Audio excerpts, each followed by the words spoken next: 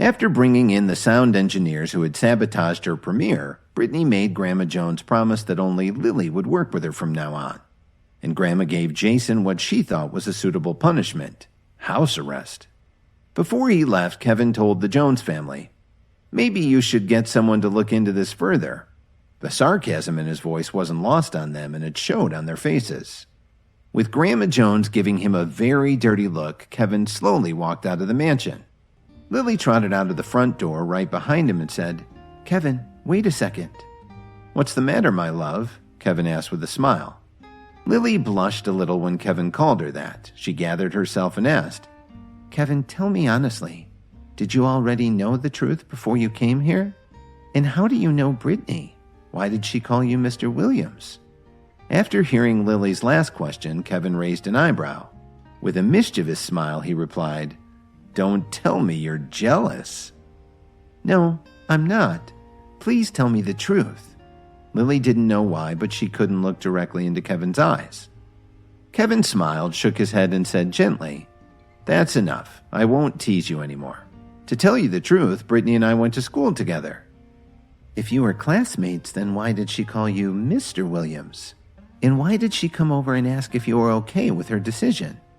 Lily searched Kevin's eyes, hoping to see the truth. "I have no idea. Maybe it's because I'm so charming," Kevin answered with a shrug. However, before Lily could press the issue any further, Kevin's phone suddenly rang.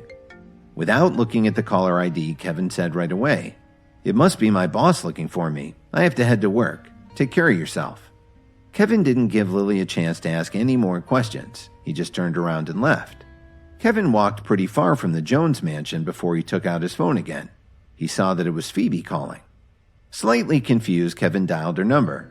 "Hello, Miss Anderson. Sorry about the delay getting back to you. Is there anything I can help with?" "Kevin, I really need your help. Do you have the time?" Phoebe sounded anxious. "I think I can pull myself away from work. Where are you?" Kevin asked straightforwardly. "I'm at the store. I'll be waiting for you at the door when you get here," Phoebe replied.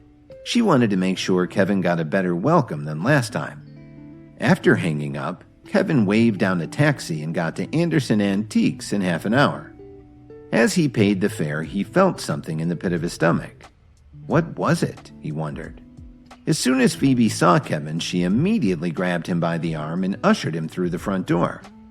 As they walked toward the middle of the room, they could hear at least 10 of the local antique shop owners arguing loudly. "This is definitely fake."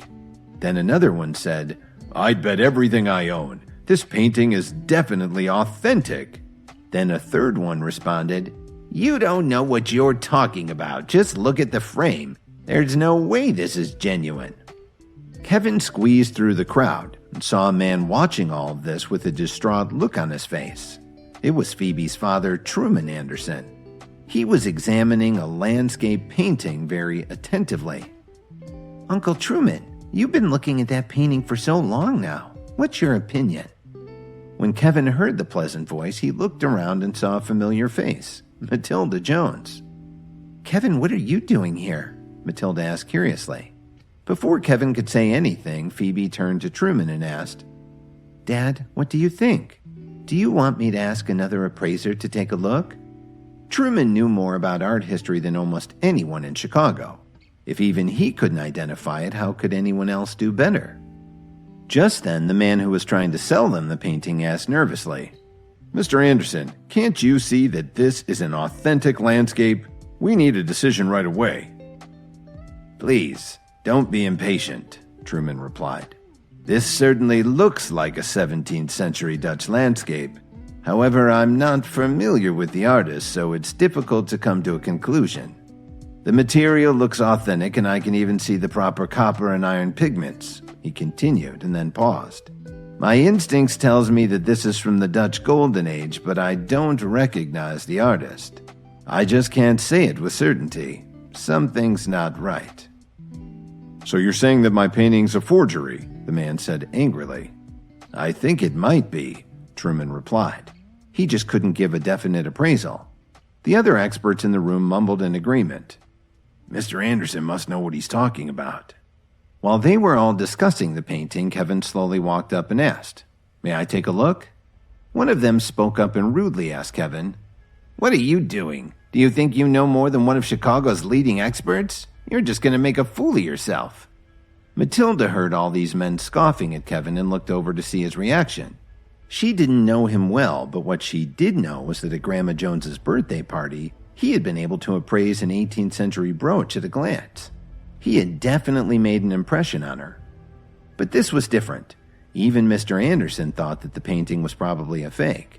If Kevin made a fool of himself, she might open herself up to ridicule too, especially by her family. Truman looked at Kevin in surprise and then asked, "Aren't you Dorothy Jones's son-in-law?" Phoebe interrupted awkwardly. "Dad, this is the antique appraiser that I brought in as a consultant." When the onlookers heard this, they all started laughing. "Miss Anderson actually hired this moron as a consultant?" One of them jeered. Truman looked at his daughter and let out a slow sigh. He'd never seen Kevin before, but he had heard a lot of rumors about him. It was the usual gossip that Jason had been spreading around amongst the members of the Jones family. According to them, Kevin was useless, and they all hoped that he and Lily would get a divorce as soon as possible. But he trusted his daughter. After all, she had been doing a fantastic job with the store. If she had thought that he had something to contribute, Truman was willing to listen. "Please be careful. If it turns out to be a forgery, we don't want to owe this man anything for damages," Truman said. "Don't worry, sir," Kevin replied as he started to study the painting. The atmosphere in the room changed. Everyone watched patiently to see if Kevin would make a fool of himself. Some of them were wondering if Phoebe was still too young to be in such a prominent position in the company. Phoebe started to get nervous. Although she was very confident in Kevin, she wondered if he was making a mistake.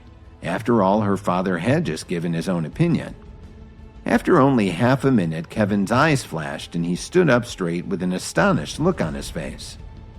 The mumbling and comments from the onlookers started up again. They were all wondering how he could have come to a decision so quickly.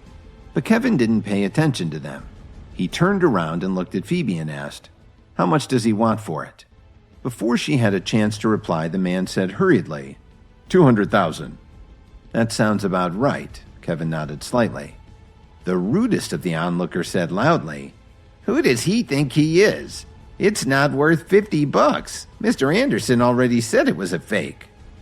Matilda was disappointed to see this. Truman let out another sigh and looked at his daughter glumly. "So this is your expert?"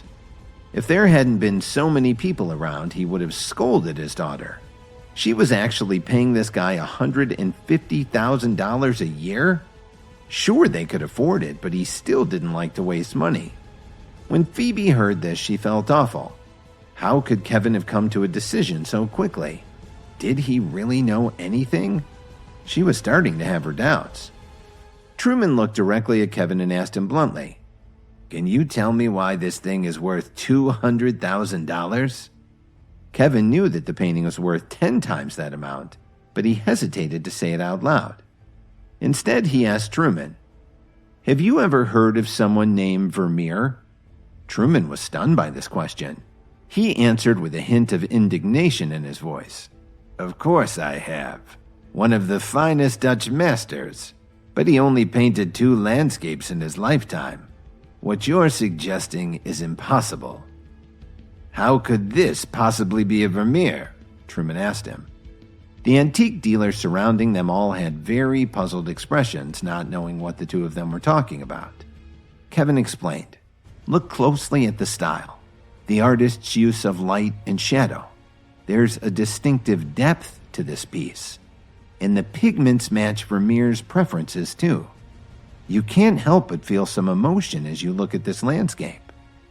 "But he hardly ever painted landscapes," Truman responded excitedly.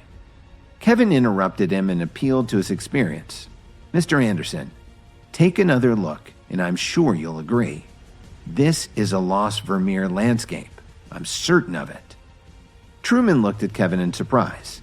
If this young man was right, this was an extraordinary discovery. After hesitating for a moment, he went back to the painting and took another look. This time, he pulled a magnifying glass out of his suit pocket.